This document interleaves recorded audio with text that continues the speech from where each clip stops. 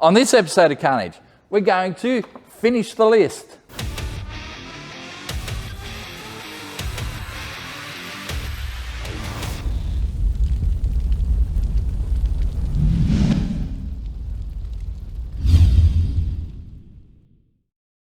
So, for those of you just joining us, this is Dad's ute. It's a 1968 Valiant ute that he left me when he passed away. Unfortunately, that was a few years ago. The ute has been in my hands ever since, and I haven't done a lot with it. But he always talked about a V8 conversion, so we've been doing that. We've built up this 400 horsepower, 318 small block. It's got a nice 999 torque flight in there. That's a upgraded version of a 904 torque flight for those that aren't familiar with Valiant transmissions or Chrysler transmissions. It's a good setup and it looks good.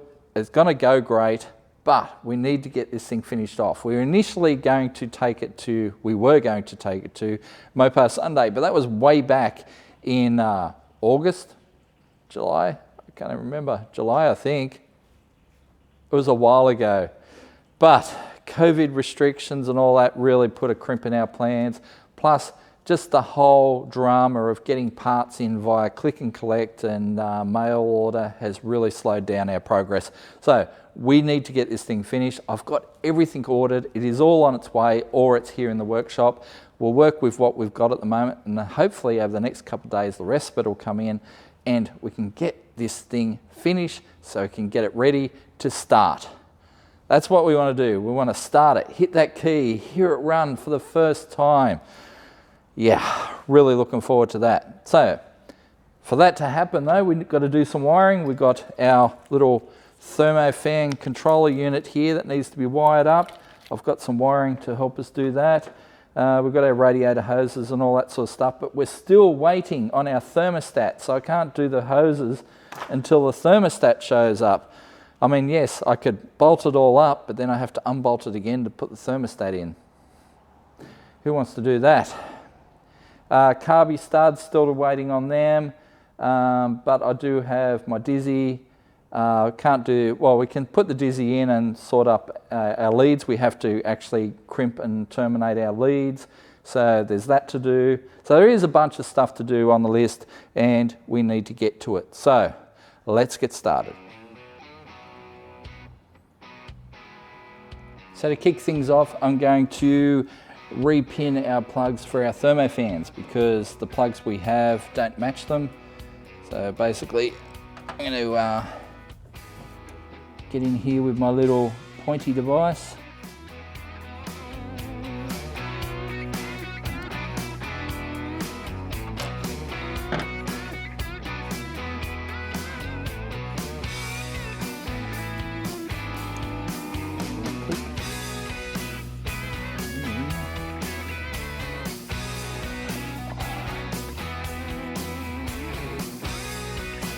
And number 2.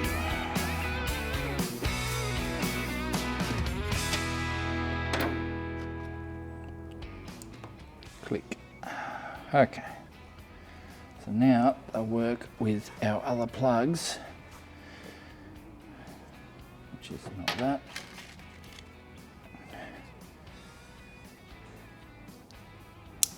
Like so. So now we've got to wire up our little fan controller. So it's a little Davies Craig unit. We've talked about this last episode. We've got, a couple wires there for the fans. So there's fan 1, fan 2. They've got fuses, which is great.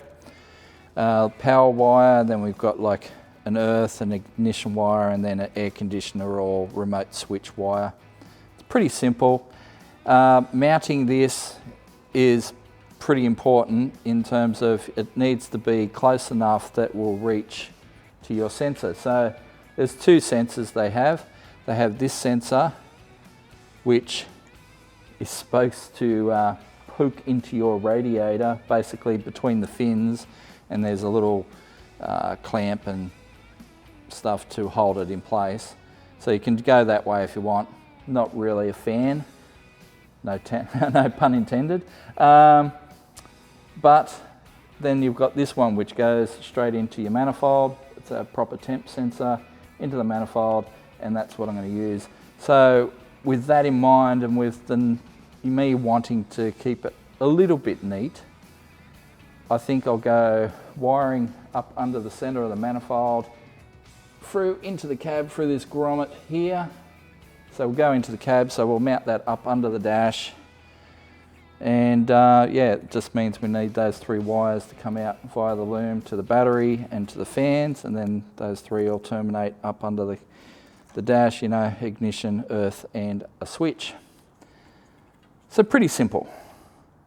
So let's try and keep it neat, which means I have to get into the cabin, which is kind of going to suck a little bit because it means we have to get it down off the hoist, roll it forward so I can get the doors open, so I can roll around on the floor.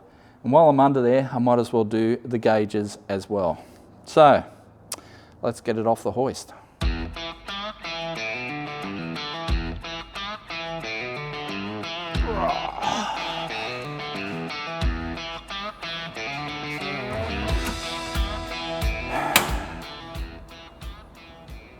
This is going to suck. I'm a big guy, there's no lie. So getting in there under the dash is going to suck hard. So to make this easier, I'm just going to pull the seat out. It's only 4 bolts. Do that, slip the seat out, and that'll give me plenty of room to roll around on the carpet. I'm going in.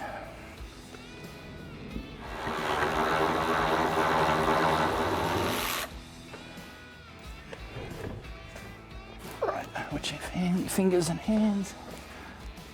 Oh, it's not too bad once you get out of the car.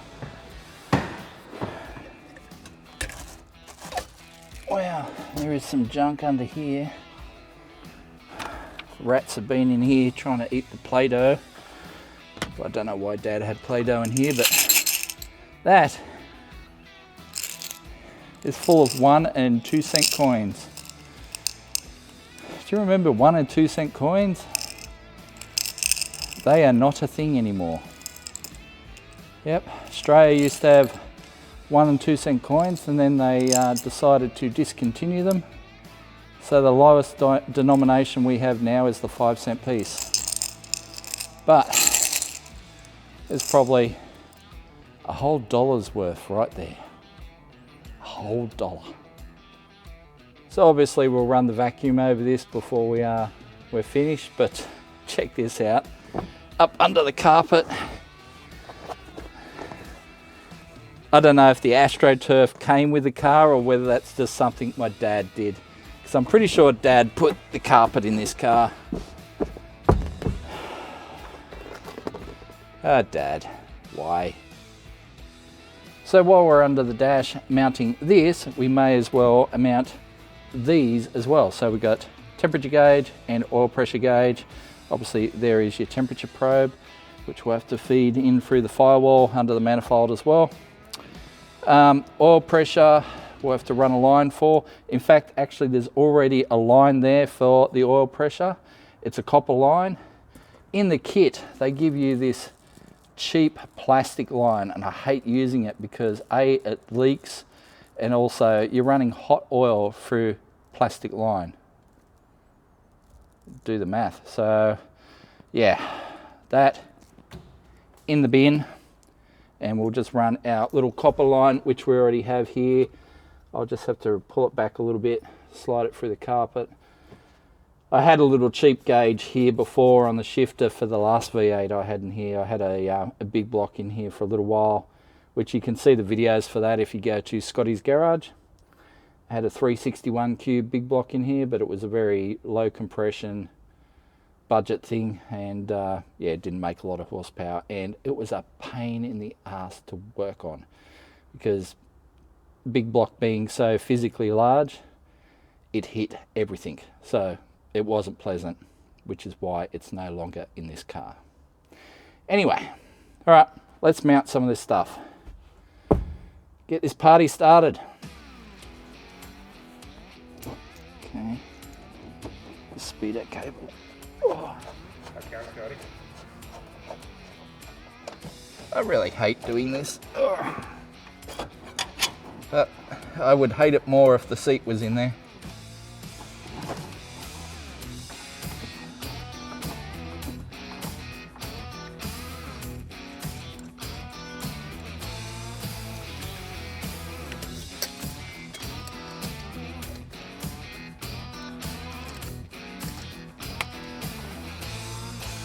$40.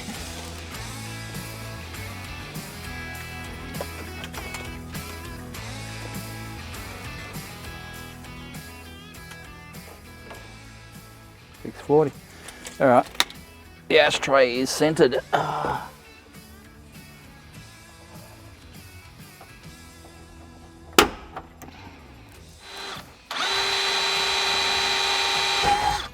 right. Always check that there's nothing to drill into up above there, which I've already done.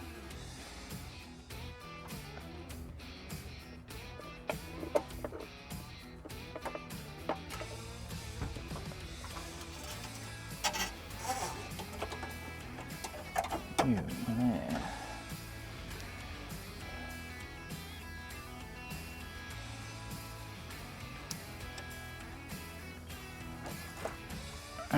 So that through there.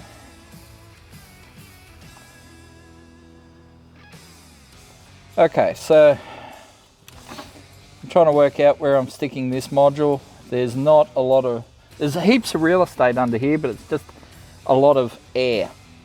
So what I'm going to do is mount it to this kind of particle board panel at the front of the firewall. It's not screwed all the way in at the moment because this screw's loose, but that's all right. But only uses little screws to attach it, so we'll see how we go, see if it mounts to that. If it doesn't, we'll find another spot.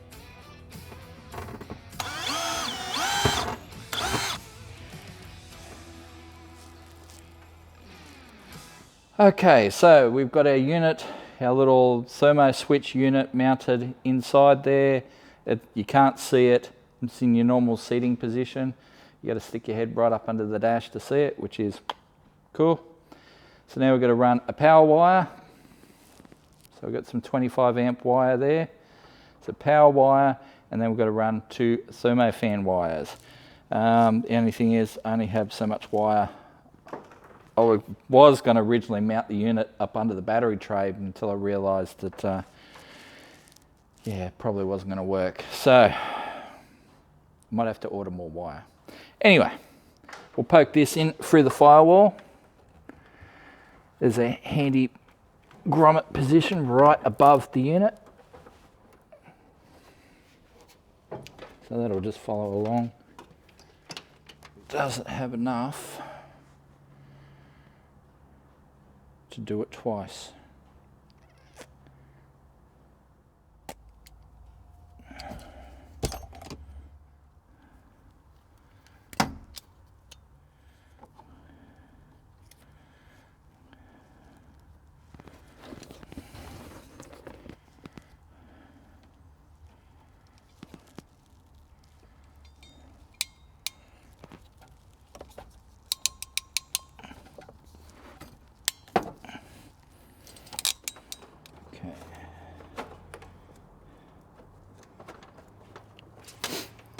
So that'll go to our battery. Then we've got fan 1 and 2. Which one's fan 1? Okay. So we'll make this fan 1, make that fan 2.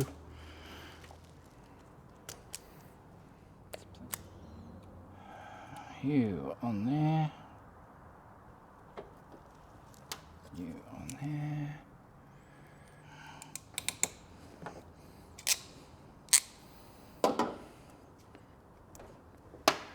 That's what I'm saying. In the bin.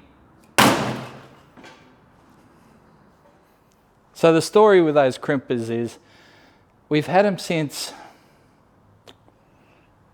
maybe the MX-5, definitely Mr. Dodgy, and they were used a fair bit back then, and I'll tell you what, we found so many loose connections in those cars that we stopped using them. And I thought, oh, I'll give them another try. I even adjusted them, see if they would crimp properly. No, they're just useless, just cheap crimpers. And yeah, they're in the bin. I'm never even going to look at them again. Bin goes out tomorrow. That'll be the end of them. So I'll just stick with the manual one at the moment, and I'll go buy a good set of crimpers. But nothing worse than shit tools.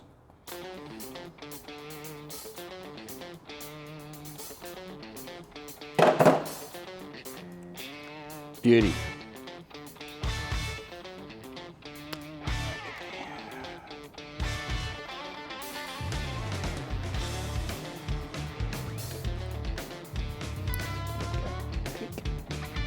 Now we're going to run some earths.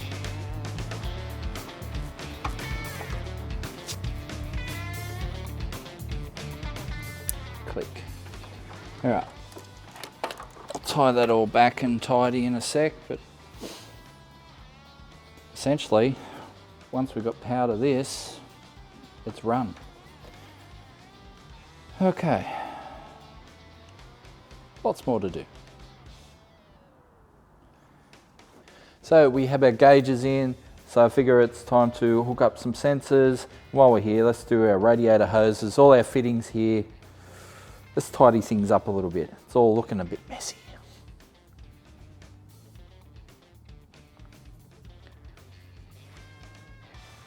So with our temperature probe, you can't put it straight into the manifold because the probe is too deep and you need to use this little adapter. So we'll work a bit of stag paste on that. We'll tighten that up and then we can put in our temp probe.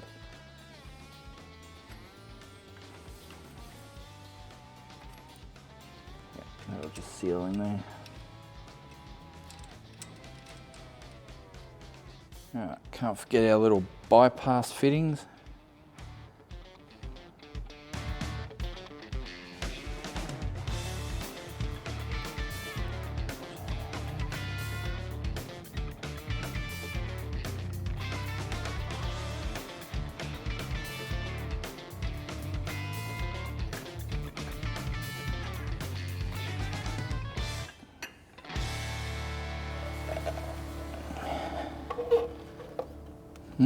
Might have to shorten that up. Hassan chop!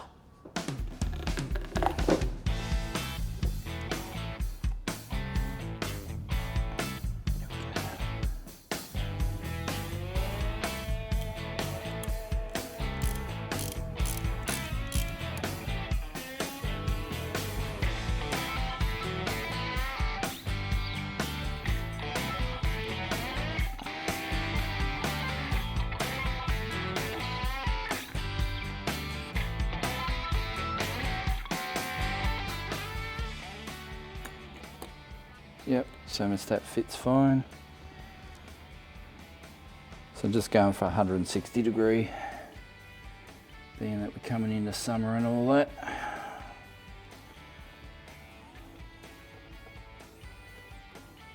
So when you put your thermostat in and your thermostat housing on, be very careful not to overlap the thermostat under the edge of the thermostat housing. It has to sit in that little groove. So you just give it a bit of a wiggle, make sure it's centered. Because if you tighten it down and it's not centered, you will crack your housing. And I think we've already discussed that piece of crap housing, $70 it was. Yeah.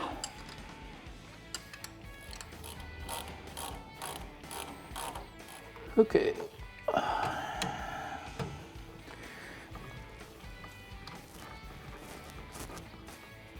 So it turns out the bottom radiator hose is a larger diameter than the top radiator hose, and the hose clamps I had just weren't going to cut it, so had to do a quick click and collect for some new radiator hose clamps. But the click and collect thing is just, it's a little bit painful. Obviously, you know, that Victoria is still, especially metropolitan Melbourne, is still in lockdown. So, you know, everything's click and collect. You just can't walk into a shop and just buy stuff. And we have done click and collects with just about everyone. And there are certainly better stores and poorer stores. And I've got to say it, the best store to deal with at the moment is Super Cheap Auto. They have the best website to order stuff through, and you know, generally if they've got it in stock, you get your stuff within an hour. Like you click and collect, pay with a credit card, you get an email, come and pick up the stuff. It's pretty simple. Some shops, man, their websites are just terrible, and others, man, you can wait outside the store for half an hour waiting for someone to actually deliver you your stuff. Where Super Cheap, they're not a sponsor, they don't advertise with us, but it works. So props to them for making it work during these times. Anyway, so bigger hose clamps. Let's put that on there. I try and use name brand hose clamps when I can. Yeah, the generic stuff, yeah, no bueno. Yeah, just got to tighten it up somehow.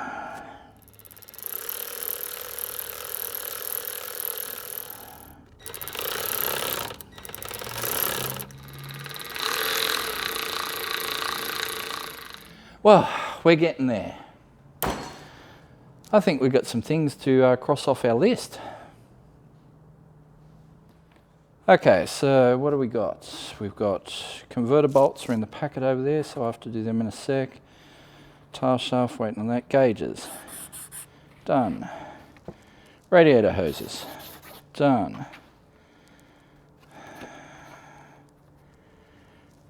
Transmission lines are done, but transmission cooler isn't. Hook up thermo fans, mostly done. All right. We're getting there. Jesus. Pinch the battery out of Mr. Dodgy.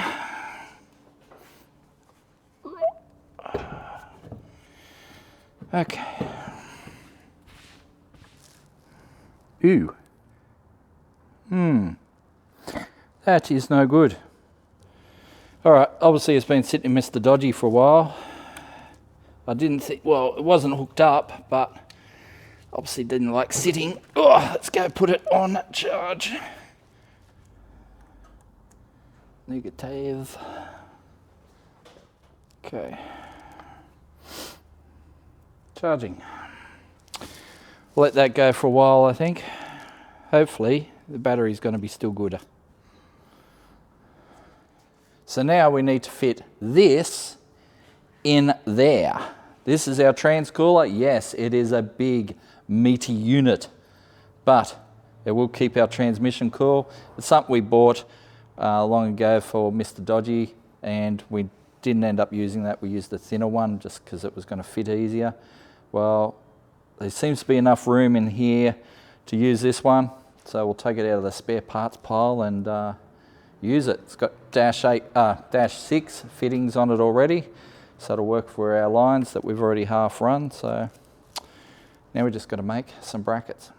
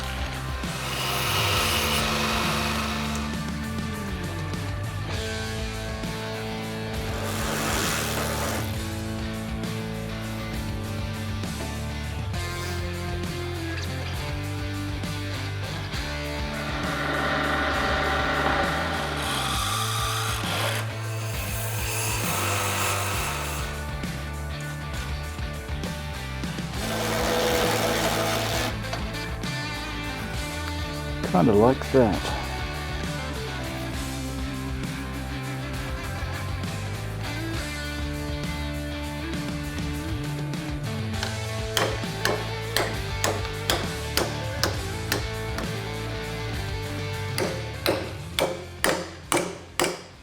Okay, I think we have the makings of a bracket.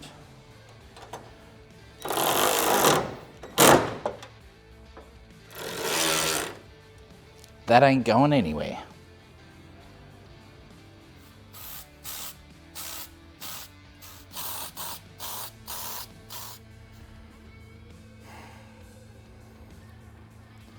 So I really didn't want to do this, but there really is no other way of running the transmission lines. There's just no space. So I'm gonna have to drill a hole through there with a hole saw. So I'll do a pilot hole first. So 51mm hole saw.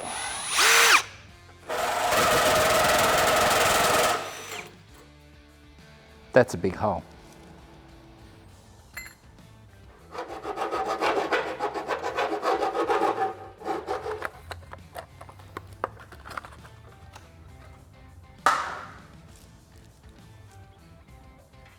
Nice gentle curves.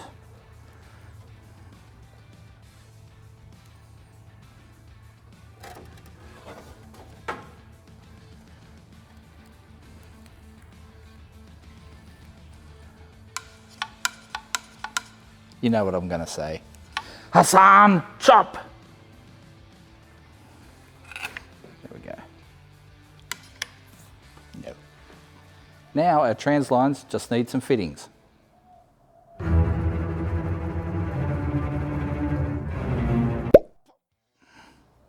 Cool.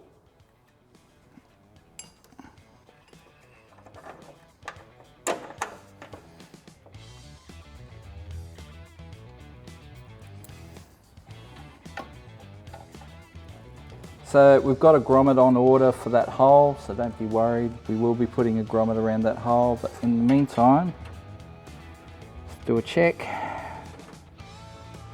For there. Alrighty. That's not too bad.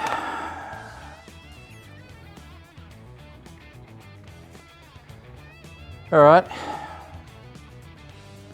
Well, I think that's going to wrap it up for this episode. Unfortunately, we're hoping to have it fired up this episode, but some stuff still hasn't arrived. I still need my carby studs, which are on order. They're coming. They'll be here shortly. A couple other little bits and pieces are coming as well. They should be here in the next couple of days. We should be able to fire it up next episode. It's going to have to fire up next episode. There's nothing else left to do.